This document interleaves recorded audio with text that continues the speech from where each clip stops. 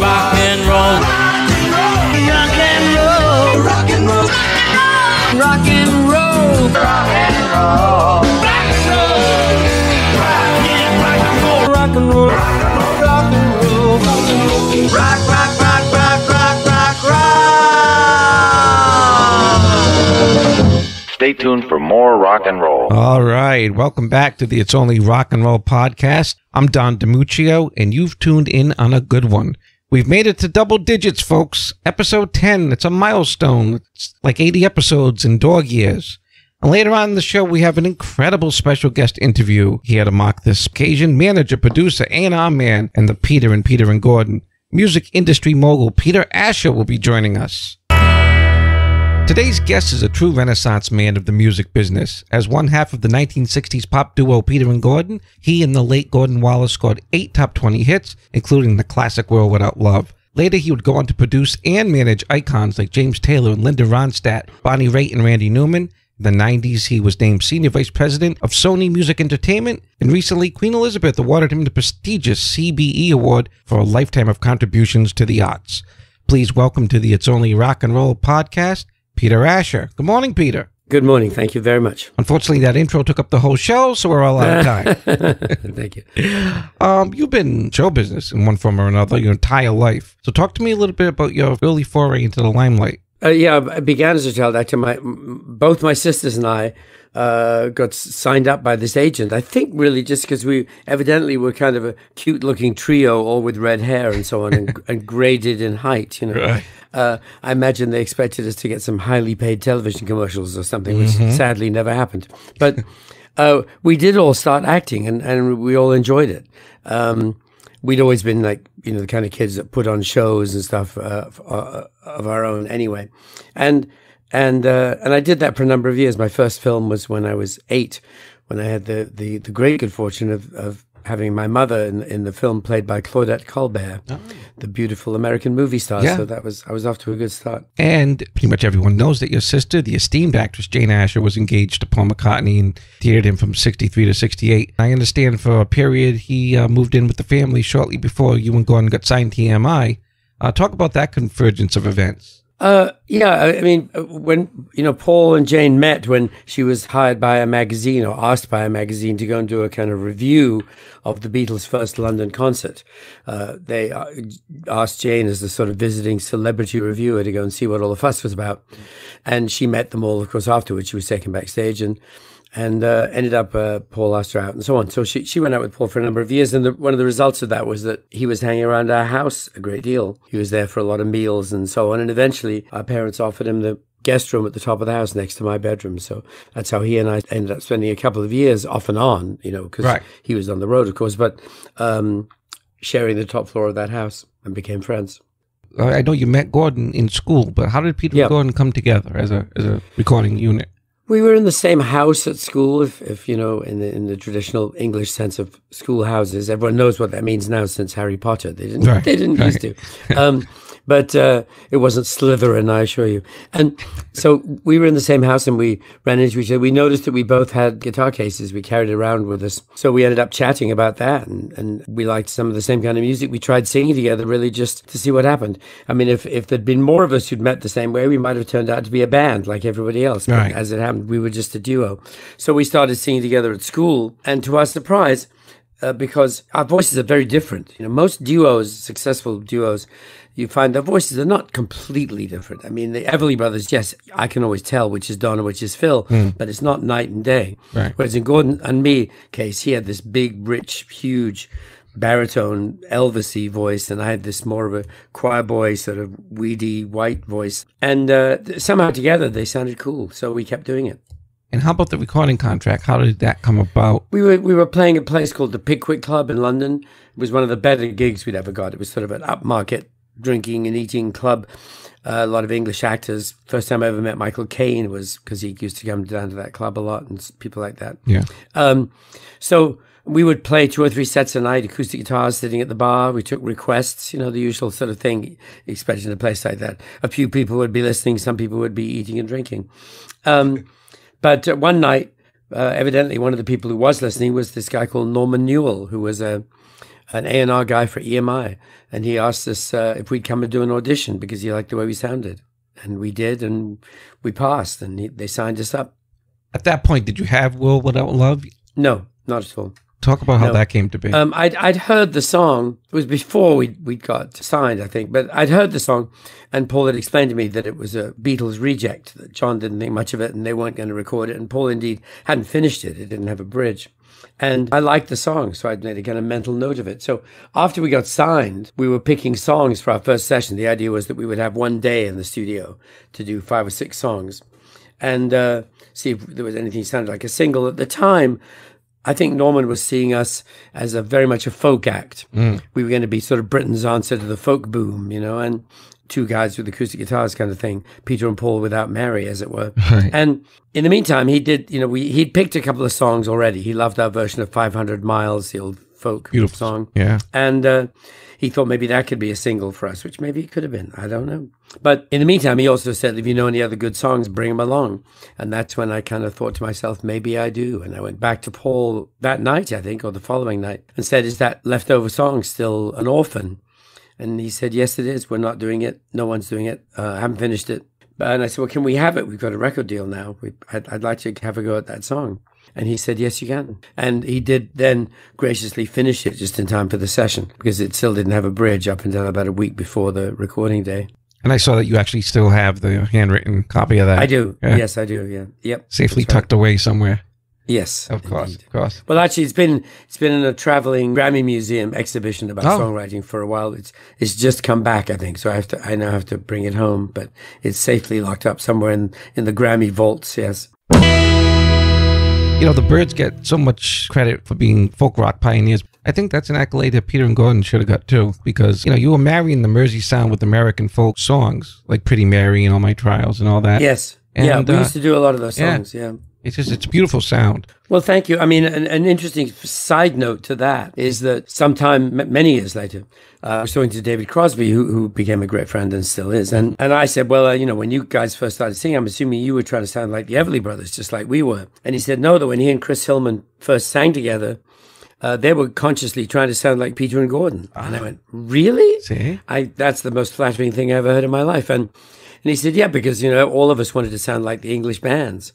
And sort of we were the English version of the Everly Brothers, or that was our fond ambition. We never made it, but you know what I mean? Right. And so I thought, wow, that's great. So you're right. Yes, there's a consistency there. But of course, have to remember, America is still the original. Everything we did and everything the Beatles did was based on affection and admiration for American music. It's worth considering that until the Beatles started writing their own songs, which they turned out to do rather well, it must be said. But until that point, they had probably never sung one English song. Right. All about America. Because you guys had, no offense to him, but Cliff Richard was more like a watered down Fabian kind of thing. He was sort of our Elvis a bit, but we loved him, and we still do actually. Of course, he's still immensely popular in England. Sure. It's funny, Americans don't get it because but he's sort of our Cliff. It's like he's practically Vera Lynn. There's a certain built-in admiration and respect we have for Cliff, which, because you're right, he's not that great. He made a couple of really great records, and he's a really nice guy and a good singer. But he was what we had, and he was ours. And that, the first time we ever saw a Stratocaster in England was when Hank B. Marvin had one. Because Cliff had managed to buy one. Right. And they were a fantastic band, and Hank's a great guitar player. I love his sound. So that whole thing is, for us, it's part of our national heritage at this point, and we love Cliff. Well, not to go off on a tangent, but the first time I ever heard him was Devil Woman, and I thought, who's this new guy? I didn't even realize he had it. And that's not the favorite, but when you get to Living Doll and way back. Summer Holiday right. And Move It, of course, was the first British rock and roll record ever recorded at Abbey Road Studios. First time the hallowed walls of Abbey Road Studios, or EMI Studios as it was then, had heard rock and roll. Is it a double-edged sword at that time being associated with them, the Beatles? Well, no, but I mean, of course, there are people who would say, oh, well, they only made it because they got this song, that sort of thing, yeah. Which of course, well, yeah, there you go. The answer is we'll never know. We got our record deal. We would have had a record come out it's very unlikely it would have been a #1 smash around the world like World Without Love was, but we might or might not have had a career. It's like one of those what if questions, which people are so keen on. I get people all the time going, what do you think if John hadn't died, would this have happened? Would that? I go, I don't know. We'll never know. You never know. So, yeah. But the answer is no. It wasn't a double-edged sword. It was an unalloyed blessing. It was an amazingly wonderful thing that we had this terrific song, and I'm certainly grateful that we were able to have some other big hits with other people's songs as well. At least it proved we weren't entirely dependent on gifts from my sister's boyfriend. Right. So yeah, it doesn't bother me at all. When people suggest that, oh, you lucked out, my response is, yeah. Yeah. And we made the best of it. And in the same way, it was lucky when I met James Taylor. It was lucky when I walked into a club and heard Linda Ronstadt. But at the same time, I think my own determination had something to do with it. And also, to that end, Paul wrote Woman, gave it to you. Yes. And there was a whole thing about if it was just the Lennon-McCartney moniker that was getting them the hits. And yeah, the press was suggesting that. The Yeah. media was suggesting that anything with the name Beatles or a Beatle on it would be a hit. So he wanted to see if that were really true. The deception didn't last very long, but it lasted long enough, actually, to prove his point, because the song was a hit already. Right, because people are asking, who's this Bernard Webb? Yes. I think in America it was A. Smith.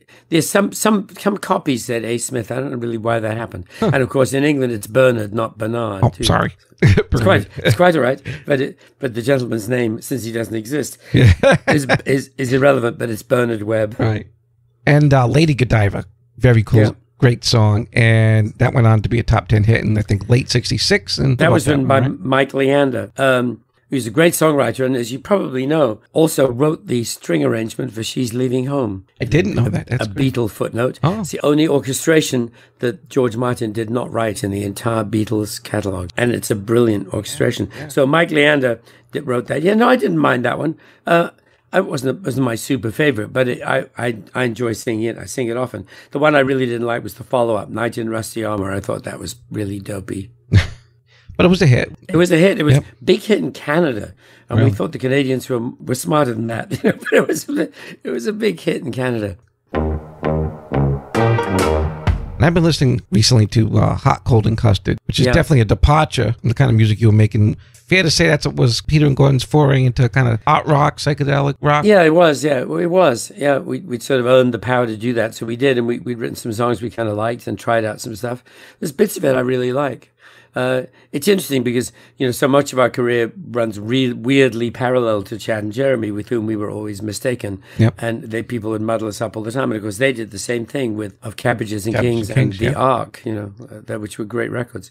So, yeah, we had fun making those records. And they've become sort of collector's items. I mean, there's a sort of micro cult of followers of that album. It's probably about 12 people, but I'm one of them. Good. No, it may seriously be a few hundred people, I think, who really like that record and are aware of it and have it, because the vinyl is out of print and quite rare. Greener Days was actually written by David Gates, who had gone to be in Bread. Oh, I'd forgotten that. Great songwriter. Was there a specific reason that you and Gordon went your separate ways for almost 30 years? No, there's no specific event. I knew I wanted to be a record producer. I'd made a plan to become a record producer. That was a very conscious ambition on my part. Mm-hmm. An ambition that I formed the very first time I was in the studio at all. As soon as I walked in the studio and saw how it all worked and what a record producer did, I was thrilled and wanted to do that. And Gordon wanted to make a record on his own. He'd always wanted to be a rock star. He wanted to be Elvis. So both our ambitions, both of our plans coincided. And of course, once I became a producer and got involved with James and the whole other story, by that time, at that point, I was no longer interested in getting back together because I was insanely busy. I've always been very intrigued about the operations of Apple Records. I remember I read Apple to the Core, that book that came out in the 70s, and your association with Apple Records. I'd love you to just walk me through an average day working at 3 Savile Row. There's no such thing as really as a typical day at Apple because it depended whether the Beatles were there, which Beatles were there, what the plans were for the day, and so on. But people do tend to forget that in addition to all the madness, And I've read The Longest Cocktail Party, the Richard DeLello book that talks a lot about that stuff, which tended to be centered around Derek Taylor's office, because anything weird that no one knew what to do with, or any people who needed to get dealt with, whose destination was unclear, they would get sent to Derek's office. So that was the sort of mad bit. But we also did, of course, sign acts, make records, put them out, and so on. I had a weekly A&R meeting with as many Beatles as were around to talk about who we were signing and what records we were making and so on. So it was sort of half record company, half Beatle madness. And, so every day varied. Were you there while Alan Klein was there? Well, no, I was there a couple of days. He came in for meetings, but I resigned. I wrote my letter of resignation as soon as I heard that Alan Klein had won the battle and that, Paul had lost and that Alan was coming in as the boss. I knew about him from friends in New York. I didn't like the sound of it, and that's when I left. How did you come to find James Taylor? Well, the key, I'm sure you know, is a guitar player called 𝗀𝗃𝗃𝗧𝗘. Oh, yeah. Great guitar player, great friend of mine to this day. Great record producer, too, and songwriter. He was in a band called the king-bees, who had backed Peter and Gordon for a couple of tours. And he and I, during that time, become great friends. I was a huge admirer of his playing. He was a big Steve Cropper fan, as was I, and so on. So Danny and I become friends. Then sometime later, a couple of years later, I guess, he was in a band called The Flying Machine with his childhood friend, James Taylor. They'd known each other since they were 10, I think, and from summers on Martha's Vineyard and so on. The Flying Machine was a New York-based band, suffered all the vicissitudes that New York could convey. They had no money. Some of them were strung out on drugs, including James. They didn't like their management. They had a record company that made half an album and disappeared and all that kind of thing. So the band, in the end, sort of gave up and broke up. And James decided to go to London. There was a girlfriend there he thought he could stay with, possibly.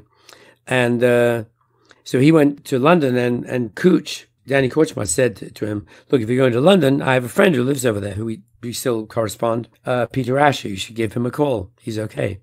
So he did. James called me up out of the blue and introduced himself as Danny's friend, which was more than enough for me to invite him over. He came over the following evening and played me a little tape he'd made in the studio a few days before.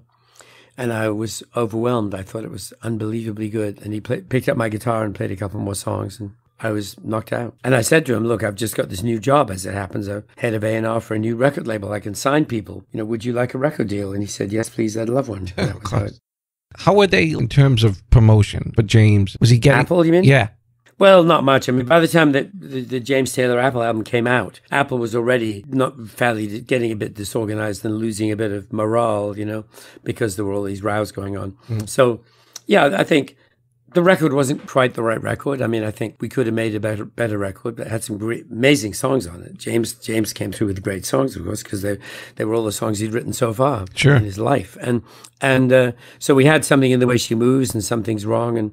And I put a lot of orchestrations on the record because I really wanted people to take it seriously and not just think, oh, it's just another long-haired folk singer. Right. Because at that point, if you had an acoustic guitar and sang songs that you wrote, you weren't a singer-songwriter. That didn't exist. You were a folk singer, whether or not you'd ever sung a folk song. And so I was trying to say, no, this guy's serious. This is great music and so on. And, it got some fans. We made a dent. And some people noticed him, but it wasn't huge, And then Sweet Baby James. Yeah, that's the album. And no orchestrations. It is just the singer-songwriter, which I went back to, what I thought is the most important things about James, his playing, his singing, and his songs. And what of Linda Ronstadt? She is the epitome of rock and roll, in my opinion. She's great. And today's her birthday. As soon as I get Is it really? I shall be calling Linda. I was trying to decide actually to do it before or after this call, but I haven't called her yet, but I will. No, Linda's amazing. I was in New York and somebody told me you have to go and see this girl at the bitter end. She's amazing in every respect. So I did, and she was, and she is. You've had these relationships, my God, what, 50 years? You've been with these people? Yes. I mean, it's fortunately, I'm still friends with James and Linda and it's a testament to you. Well, thanks, and them. And them. Certainly loyalty is not something you always see in the music industry or hear about too much. Correct. So that's right. As you probably know, Gordon and I did get back together after a 37-year gap. I confess, as the decades rolled by, my assumption was that we would never sing together again. And it was actually my friend Paul Schaefer who got us back together. He was putting out on a benefit for Mike Smith from the Dave Clark Five, a friend of his. And his wife, Kathy, said, look, you should really try and get Peter and Gordon back together. That would be quite something because they haven't done a gig for 37 years. So he called me up. And I realized that that was going to be hard to say no to, because Gordon and I both liked Mike a lot, and Paul is a great friend. Plus, you knew, of course, it'd be an amazing band. So we did it, and that it was successful. People liked it very much, and we had fun and so on. So that's when we said, look, any other shows that people would like us to do, maybe we'll do them. And we did. And I'm glad we did, because it was a couple of years only before Gordon died. And that's indeed when I had to kind of go, well, either this means I never sing these songs ever again, or I have to figure out a way to put a show together that doesn't have Gordon in it. Right. And because it's not like with bands where you can actually replace somebody. I couldn't say to somebody, you're the new Gordon. No, so I decided to try and put together a show that was half storytelling, half songs, and make it a multimedia thing with video clips and photos and all that kind of stuff. And then I do the songs. And of course, I do have someone in the band sing Gordon's part, but it's very much not an attempt to be a new duo. No. But there's certain cases, obviously, where his notes have to be there for the song to sound right. And I have a great musical director who does that. Yes, I have also done some shows with Jeremy Clyde. And if it was Chad, it would be a lot harder, because Chad was the high harmony part, like I am. So it just is a quirk of fate that Chad Stewart was the one who's retired. And he was the Chad of Chad and Jeremy, and I was the Peter of Peter and Gordon. So I fit right into that slot. So it's Jeremy and I who sing, and that way he gets to sing World Without Love and Nobody I Know, and I Go to Pieces and 𝗙𝗂𝗍𝗶 or whatever, and I get to sing, Yesterday's Gone and Summer Song and so on, and Willow Wheat for me. And it's fun, because I've never sung those songs. I know them because we all heard them on the radio incessantly. They were great, but it's I do that show sometimes as well. But I do a few different shows. I do some with Albert Lee. That's just him and me and a couple of acoustic guitars, no multimedia stuff at all. And that's great too, because I get to be Albert Lee's rhythm guitar player, which is a high ambition. And so, yeah, I like to change it up from time to time. But mostly I do the memoir show. And then when we're both free, we do some Peter and Jeremy shows, which we will be doing again, God willing, next year. There's actually a website, 𝗃𝗃𝗃music.com, that has all the gigs and stuff on it. But everything's been moved into next year, and we just only hope that works. One last question. For a young rock and roll band, assuming that they have the catchy songs and a good work ethic, can you make it in the music business today? Of course you can. Yeah, I mean, of course you can. There's tons of people making it now. There's so many great singers and great players and great songwriters around now. Yes, who I very much admire. But yeah, it's hard. It's hard. It's always been very hard. It's hard in different ways. It used to be you had to get a record deal. Without a record deal, you had no hope, and that was very hard. But now you don't have to. Right. You can. There's tons of great people doing very well without a record deal at all, with a major label at least, and so on. So we'll see. The great Peter and Gordon right there on the It's Only Rock and Roll podcast. And I want to thank Peter Asher for spending some time with us today.